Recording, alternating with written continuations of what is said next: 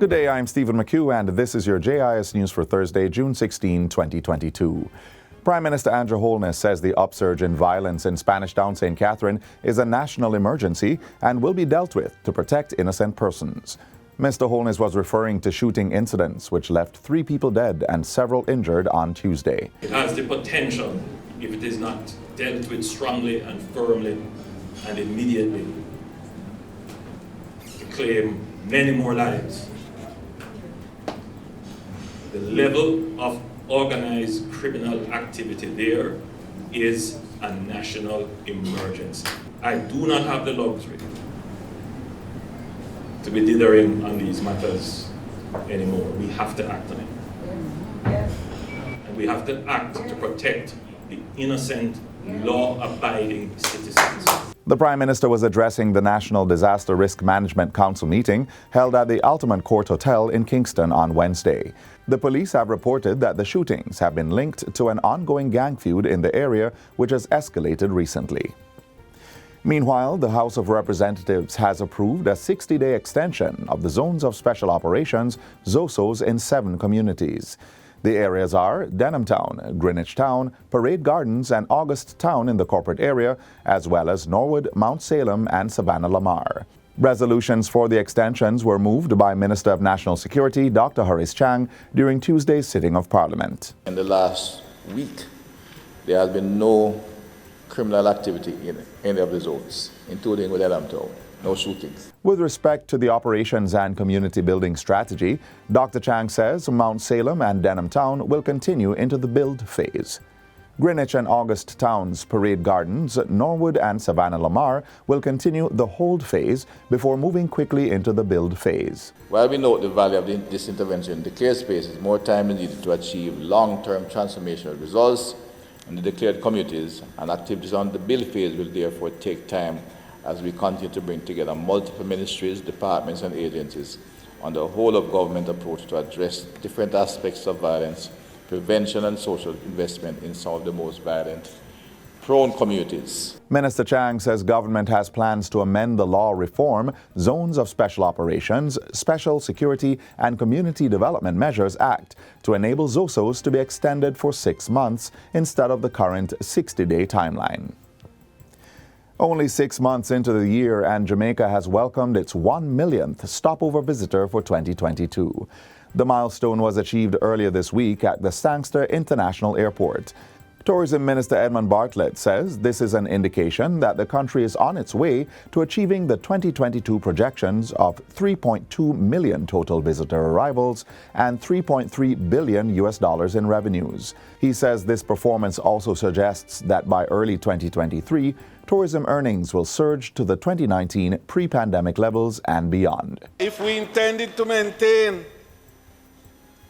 any semblance of the momentum, and you know we always do, we can safely say that well before 2024, we will have 4.5 million visitors and we will earn $4.7 billion for Jamaica. Minister Bartlett gave the update as he closed the sectoral debate in the House of Representatives on Tuesday. He says his ministry is working to continue this recovery through the Global Markets Blitz events in the United Kingdom, the United States, and Dubai. Consumers should expect a steady reduction in prices for electrical services related to the construction sector in the foreseeable future. This should come as the Ministry of Science, Energy and Technology moves to action recommendations made by the Fair Trading Commission, FTC, to improve the level of competition in the electrical inspector services market and reduce the fees charged by inspectors. Executive Director of the FTC, David Miller, says the guidelines will drive consumer awareness of choices, quality of service, as well as the prices. The MSET has accepted and are implementing the recommendations which relate to the government electrical regulator. A. Undertaking a comprehensive sensitization and public education program which targets inspectors, electricians, and consumers. And a program is being developed by the MSET and will shortly be rolled out. Mr. Miller was speaking at a recent JIS think tank. He says this intervention seeks to address the significant price hike within the market following the privatization of service providers and use of the recently created Government Electrical Regulator (GER). He says the ministry is also moving to increase the number of inspectors available in each geographical region and to prevent underbidding and bid rigging. Consumers are being encouraged to shop around for quotations from at least 3 inspectors before making a decision, while inspectors are to provide consumers with the relevant information in keeping with the requirements of the Fair Competition Act.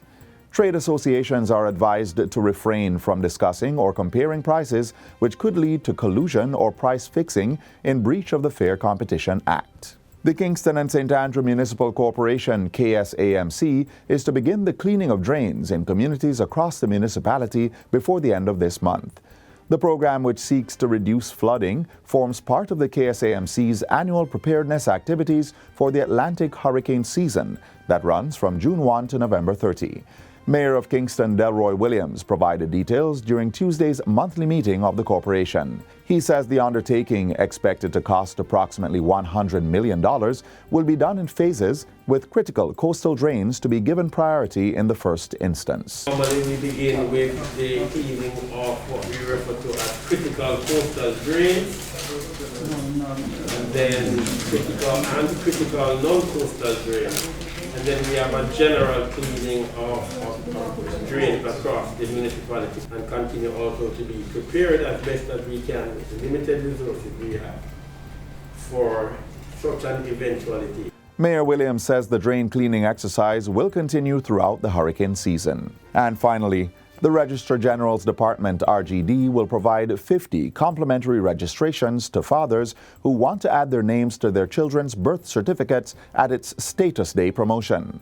The promotion is in observance of Father's Day and will be held on Monday, June 20 at each of the RGD's 10 locations across the island. Chief Executive Officer of the RGD, Charlton McFarlane, says that for the registration to be complete, fathers must fill out an Addition of Father's Particulars status form. This can be accessed on the RGD's website or any of its offices. The form must be completed by both parents in the presence of a Justice of the Peace or Notary Public. To verify the father's identity, he will need to provide a valid government-issued identification and the child's birth certificate, in addition to the completed application form that is to be submitted to the RGD. Once the application has been submitted, it will be processed and a new birth certificate issued to the applicant within 7 to 10 business days or within 6 weeks. Excluding the complimentary registrations that will be facilitated, all other applicants must pay a fee of $3,500 if the new birth certificate is required within 7 to 10 days, or $1,500 if it is needed within 6 weeks. It's not sufficient to only say you are the father, but it is sufficient to know that your status as father is legally documented. For further information on the promotion, persons may visit the RGD's website or call 876-619-1260 or 876-749-0550. And that's it for JIS News Today. I'm Stephen McHugh. Thanks for watching.